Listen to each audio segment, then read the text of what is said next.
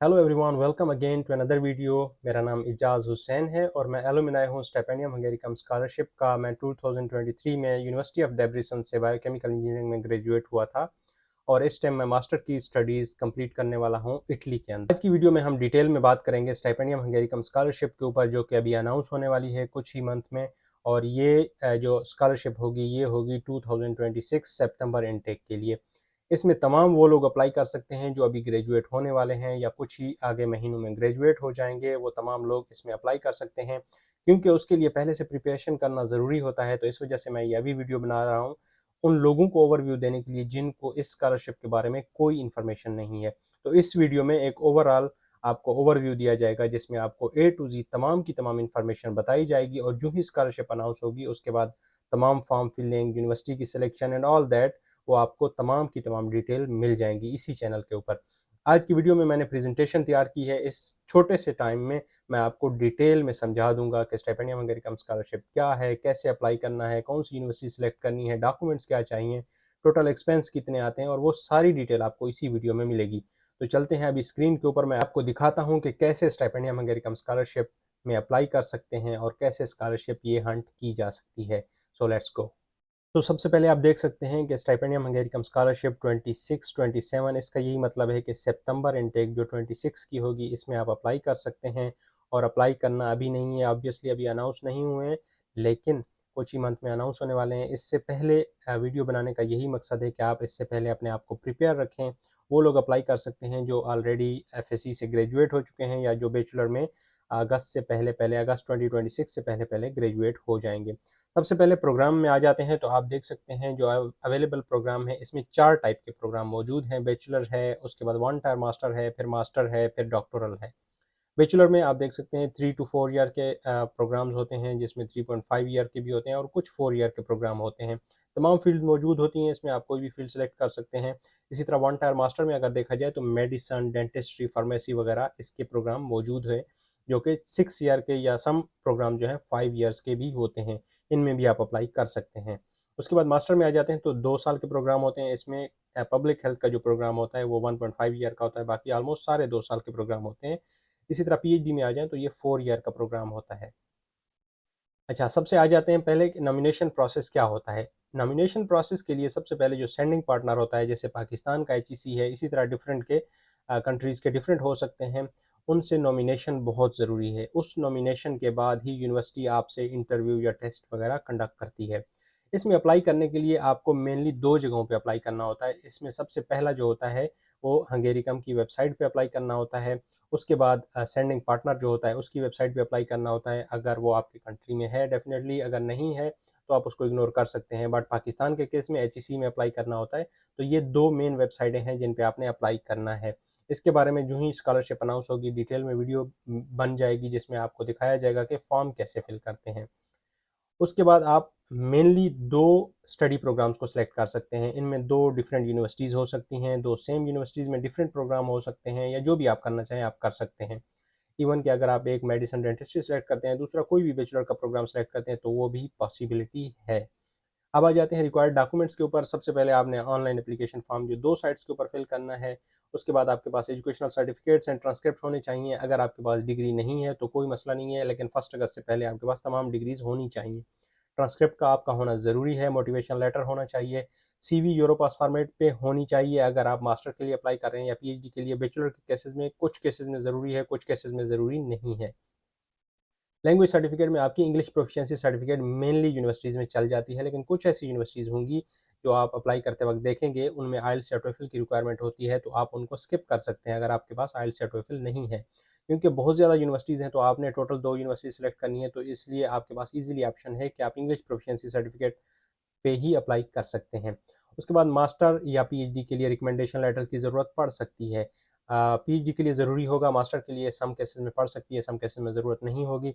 और पासपोर्ट की जो कॉपी है इसकी जगह पे अगर आपका आईडी कार्ड है वो भी चल जाएगा। अगर पासपोर्ट बनाए तो बहुत अच्छी बात है। मेडिकल सर्टिफिकेट आपका बाद में ज़रूरत में आएगा, जैसे अप्रैल में आएगा, तो उसके लिए अभी आपको टेंशन लेने की ज़रूरत नहीं है। तो ये जो ब्लू किए हुए हैं मेनली इनकी इतनी ज़्यादा रिक्वायरमेंट नहीं है। बाकी ये मेन डॉक्यूमेंट हैं जो आप देख सकते हैं, इसमें ही अप्लाई करना है।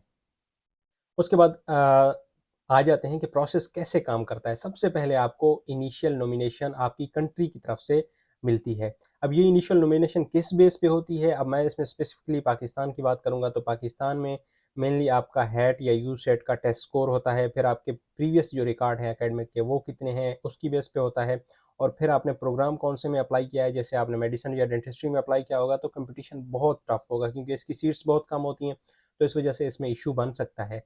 उसके बाद आपका प्रोविंस कौन सा है ये भी मैटर करता है, लेकिन एचईसी का कोई भी क्राइटेरिया ओपनली डिस्कस्ड नहीं है, इस वजह से हम कह नहीं सकते कि इसके इतने मार्क्स हैं या इसके इतने मार्क्स हैं तो आपका एडमिशन कंफर्म हो जाएगा। तो इस केस में आपको बस अपना बेस्ट देने की ज़रूरत है, उसके बाद एचईसी डिसाइड करेगी कि आप नॉमिनेट हैं या नहीं हैं। इनिशियल नॉमिनेशन अगर आपकी नहीं होती तो उस केस में आप उसी वक्त रिजेक्ट हो जाएंगे स्कॉलरशिप से। अगर आपकी नॉमिनेशन हो जाती है तो फिर यूनिवर्सिटी आपसे टेस्ट या इंटरव्यू या दोनों ये चीज़ें कंडक्ट करेगी। अब यूनिवर्सिटी का तरीका ये होता है कि क्योंकि आपने दो यूनिवर्सिटी सेलेक्ट की हैं तो दोनों यूनिवर्सिटीज़ आपसे टेस्ट इंटरव्यू कंडक्ट करती हैं। बैचलर लेवल पे मोस्टली यूनिवर्सिटीज़ जो हैं वो टेस्ट भी लेती हैं और इंटरव्यू भी लेती हैं, मास्टर लेवल पे सिर्फ इंटरव्यू होता है। और ये प्रोसेस यूजुअली मार्च अप्रैल या मैक्सिमम जून तक जा सकता है, क्योंकि आपके पास दो यूनिवर्सिटीज़ हैं तो मुख्तलिफ यूनिवर्सिटीज़ की मुख्तलिफ डेडलाइन होती हैं। इसके बाद आपको कुछ भी नहीं करना होता, बस आपको ईमेल्स आती हैं, आपने उनको फॉलो करना होता है। टेस्ट की डेट सेलेक्ट करनी हो या इंटरव्यू की डेट सेलेक्ट करनी हो तो उसके बाद आप अप्लाई कर सकते हैं। फिर यह फाइनल डिसीजन यूनिवर्सिटी आपको देती है कि अगर आपको लेट से ऑफर लेटर मिल जाता है तो उस केस में फिर उसके बाद एक और स्टेप होता है जिसमें टेम्पस पब्लिक फाउंडेशन आपकी स्कॉलरशिप कंफर्म करती है या रिजेक्ट करती है। समटाइम स्टूडेंट ज़्यादा हो जाते हैं जिसकी वजह से टेम्पस कुछ सिलेक्टेड स्टूडेंट्स को भी रिजेक्ट कर सकती है, तो उस केस में वो सिलेक्टेड स्टूडेंट सेल्फ फंडेड के ऊपर जा सकते हैं, अदरवाइज वो रिजेक्ट हो जाते हैं स्कॉलरशिप से। तो ये यूजुअली हो जाता है जून और जुलाई के दरमियान। और इसके बाद आपका वीज़ा प्रोसेस होता है, आपने डी टाइप स्टूडेंट वीज़ा जो है वो अप्लाई करना होता है और फिर हंगरी आप चले जाते हैं सितंबर इनटेक में। ये 2026 की इनटेक होती है। अब आप टाइमलाइन यहाँ पे देख सकते हैं, नवंबर के तकरीबन मिड या एंड में स्टार्ट हो जाएगी कॉल। उसके बाद आपने 15 जनवरी तक अप्लाई कर देना है तमाम का तमाम। फिर मार्च अप्रैल में यूनिवर्सिटीज़ आपके एग्ज़ाम वगैरह एंट्रेंस और टेस्ट वगैरह ले रही होंगी तो आपने ये करने हैं। फिर जून जुलाई में फाइनल रिजल्ट आ जाता है और सितंबर में क्लासेस स्टार्ट हो जाती हैं। अब आ जाते हैं कि इस स्कॉलरशिप के फ़ायदे कौन से हैं। सबसे पहले इसमें 100% ट्यूशन फ़ी वेव हो जाती है, उसके बाद मंथली आपको स्टाइपेंड भी मिलता है। अब मंथली जो स्टाइपेंड है वो आपको मिलता है 43,700 हंगेरियन फ़ोरेंट, और साथ में आपको 40,000 जो अलाउंस है वो मिलता है लिविंग कॉस्ट का। उसके बाद इंग्लिश प्रोग्राम्स हैं सारे, यहाँ पे आप इजीली यहाँ पे आ सकते हैं। फिर ये सेंट्रल यूरोप है, शेंजन जोन भी है, आपको पता ही होगा, जिसमें आप 28 कंट्रीज़ में विदाउट एनी इशू ट्रेवल कर सकते हैं। अब पाकिस्तानियों पे आ जाते हैं तो आपने सबसे पहले क्या करना है। अभी इस टाइम हैट या यू सेट के टेस्ट ओपन हैं तो आपने सबसे पहले जाके हैट या यू सेट की रजिस्ट्रेशन करनी है। अब ये रजिस्ट्रेशन कहाँ पे होगी, ये मैंने वेबसाइट साथ में ओपन की हुई है, आप देख सकते हैं etc.hec.gov.pk। यहाँ पे जाएंगे, ये फर्स्ट जो वेबसाइट है आप इस पर क्लिक करेंगे और यहाँ पे जाके आप सबसे पहले अपनी रजिस्ट्रेशन करेंगे। अब यहाँ पे क्योंकि 20th लास्ट डेट है, 20th से पहले पहले आप अप्लाई कर सकते हैं हैट या यू सेट के लिए। अच्छा, यू सेट जो है वो बैचलर वाले अप्लाई करेंगे। यू सेट टेस्ट के अंदर डिफरेंट कैटेगरीज हैं, आप देख सकते हैं, उनमें जो भी आपकी रेलेवेंट कैटेगरी है आप उसमें अप्लाई करेंगे। You set M, you set E, you set H and all that. उसके बाद हैट है, हैट 1, हैट 2, हैट 3, हैट 4, तो ये भी आपका जो भी रेलेवेंट होगा आप उसमें अप्लाई करेंगे। 20 तारीख से पहले पहले आपने अप्लाई कर देना है, और इस अप्लाई करने के बाद आपने जो टेस्ट आएगा उसको आपने दे देना है। और ये टेस्ट आपका एज अ प्रैक्टिस भी कंसिडर हो सकता है, अगर आपके अच्छे स्कोर आ सकते हैं तो यही टेस्ट आप यूज़ भी कर सकते हैं। इसके बाद एक और टेस्ट होना है, उस टेस्ट में भी आप अप्लाई कर सकते हैं अगर आप अपने स्कोर इम्प्रूव करना चाहते हैं तो जो सबसे बेस्ट स्कोर होगा आपका वही काउंट हो जाएगा। और अभी अप्लाई करने का फ़ायदा ये होगा कि अभी आपकी एक प्रैक्टिस भी हो जाएगी। अगर आप बिल्कुल न्यू हैं, आपको नहीं पता कि कैसे अप्लाई करना है, कैसा टेस्ट होगा, पैटर्न क्या होगा, ये सारी चीज़ें आप खुद भी सर्च कर सकते हैं। अब अगली वीडियोज़ में मैं डिटेल में आपको वन बाय वन हर एक चीज़ के बारे में गाइड करता रहूँगा। सो मिलते हैं नेक्स्ट वीडियो में, तब तक के लिए अपना ख्याल रखिए। अल्लाह हाफ़िज़।